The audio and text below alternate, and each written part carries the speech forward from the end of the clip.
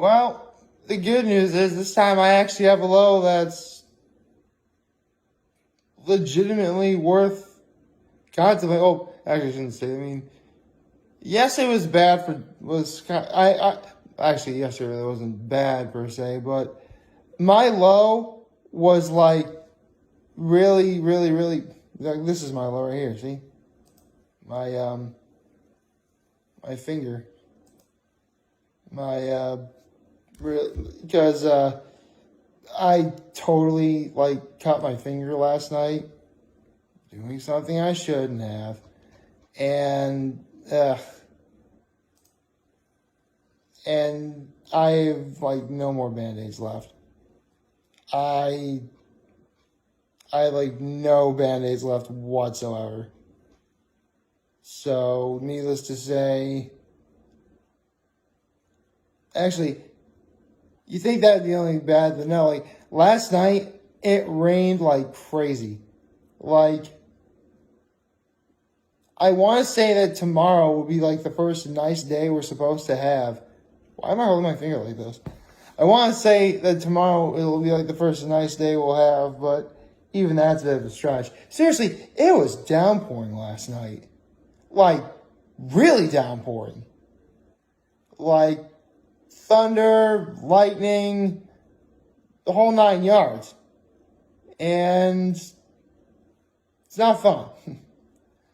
But for now, it's just the sun is beginning to rise. It's really cloudy, but I can see the sun is peeking through the clouds. Let's see, what was my high? Well, my high was that I technically got to see my nephews yesterday. Basically, I was with my father, and my mother was watching my nephews, and she FaceTimed us. So I got to see my nephews yesterday.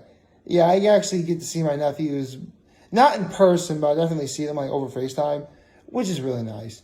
You know, I mean, not much is really going to change in like the span of a couple of days between when I see them on FaceTime or in person. I mean, don't get me wrong. They're going to grow up to be fine young men, and it's going to both scare me and make me feel sad because then I'll be old. But I really do look forward to seeing them. Just like seeing my nephews in general, whether it's FaceTime or in person, you know, that's good. I'll tell you what though, as bad as the pandemic was, you gotta admit, if it wasn't for inventions of technology and social media and communication, the pandemic would have been a lot worse than what it was. I guarantee you. Like stuff like FaceTime, Zoom, or just straight up calling someone on the phone. Like, we had options to communicate, we just couldn't see each other in person. And I get why, we need that social interaction, we really do. And my act of kindness was... What was my act of kindness? Oh.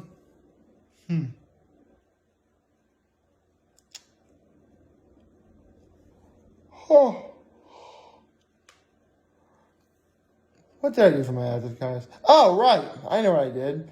I actually got back to my apartment building yesterday, and I saw this dollar on the ground. And so there was actually a couple people sitting like a distance away from the dollar. So I asked, hey, you guys drop $1? So, yeah. Basically, I returned money to someone who lost it. Yeah, it was only $1, but, you know, it's still an act of kindness. And, you know, obviously, you know, I mean, obviously the guy said thank you, which, you know, that alone is already good enough for me. So, I'm not going to lie, talking about America's Got Talent was... Here's the thing. last night I saw a plethora of great acts from America's Got Talent, from like Ray Singleton, the violinist, you know, the kid dancers, like you name it. I was thoroughly entertained, but without much of a golden buzzer or enough of like, because are we still doing more auditions? Hold on.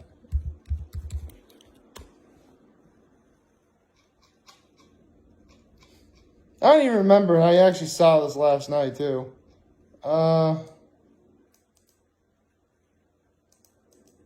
Okay, so great. We still have another week of auditions. So we're gonna be busy doing that stuff for a while. Don't misunderstand me. I like talking about America's Got Talent, but it just gets so, repetitive. Here's the thing. It's the auditions is what it is. The auditions really... Actually, no, hold on. How many weeks of auditions did we have last year in 2020?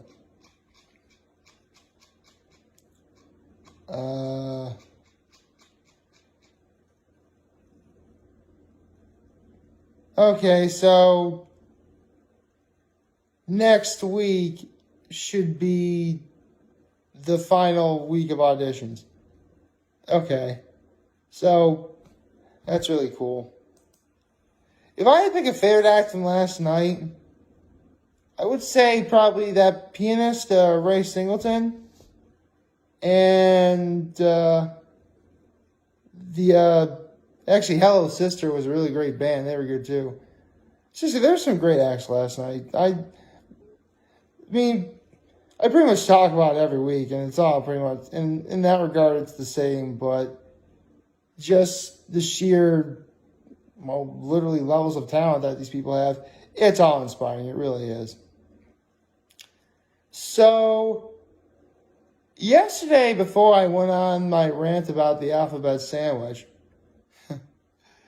I actually looked up this week's Hot Ones guest, and it's actor David Harbour, whom, I'm not going to lie, I really only know him for one thing, and that was the sort of, pardon the language, Hellboy reboot. But I heard that movie was bad. So, here's the thing. I've seen him in the promotions for the Black Widow movie. So I think maybe he's there to promote it, which, makes sense. Technically Scarlett Johansson could be a guest on Hot Ones again, but she was already a guest, and we haven't had David Harbour before, so, it kind of makes sense that we have someone else. Or maybe David Harbour's promoting something else. I don't know. I'm sure they're going to talk about it in earnest tomorrow when we get to that episode of Hot Ones. It's so bizarre. Like, we are, legit nearing the end of season 15 of Hot Ones. And it makes me wonder, because David Harbour is a good celebrity in his own right, but normally when they have a finale, they legit go big in terms of, who the celebrity is. At this rate, it really could be, anyone. And in terms of what questions Sean's going to ask David Harbour, I'm sure some it's going to be along the lines of, questions about starting out as an actor, talking about some of the people that he's met, stuff like that. So it's still going to be fun to listen to and still, fun to watch.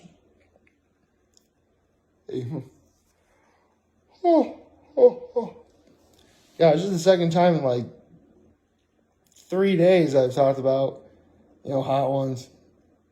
And I still stand by my Hot Ones Magnificent 7. That was fun.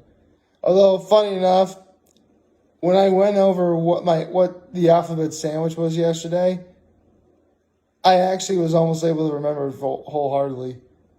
I forgot the V and the W.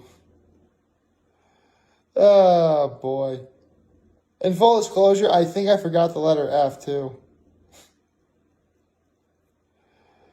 Uh that would totally happen to me.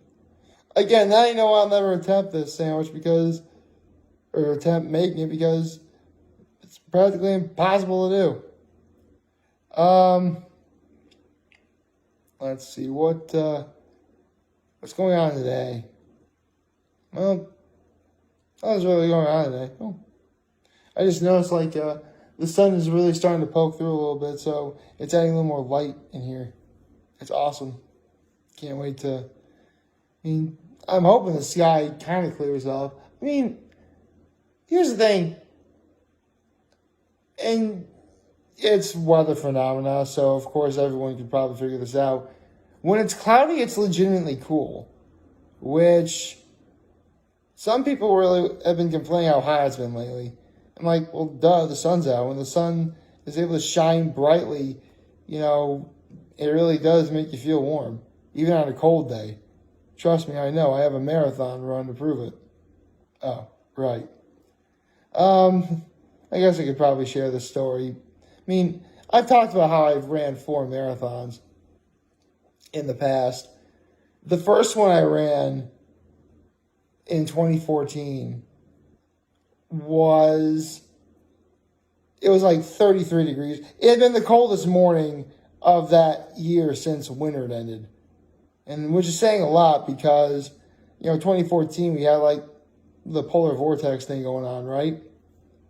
So it's like 33 degrees out. I'm cold, but I know at the same time, I'm thinking like, okay, I gotta warm up, but I'm running a marathon, so I can't really do too much. So I remember pretty much wearing like a hoodie, and actually, no, I think all I had was like my big hoodie, and that was all I brought with me. Well, and my running outfit, and my iPod. I needed my iPod, and my cell phone, and my wallet. I pretty much because when you do a marathon, they put you on a bus with like a little tote bag over to where the start line is.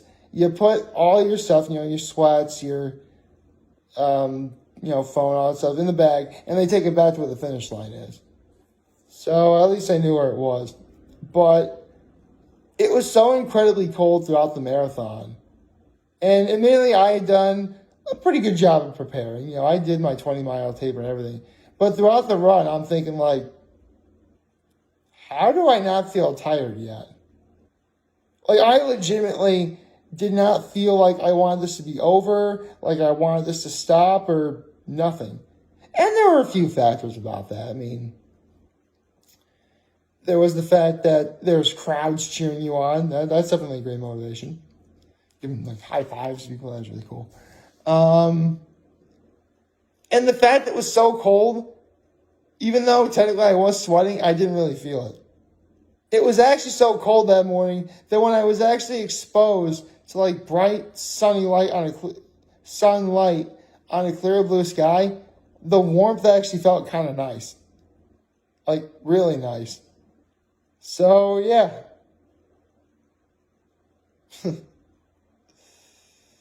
Honestly, I may not be doing that much running anymore, but at the same time, it's kind of for the best. I honestly got to be so obsessed with it that, it led to other problems down the line. And, I've reached a happy middle ground. Not many people can say they ran a marathon or rode a 100-mile bike ride. I've done both 4 times each. I pretty much set a standard that not many people are going to be able to reach.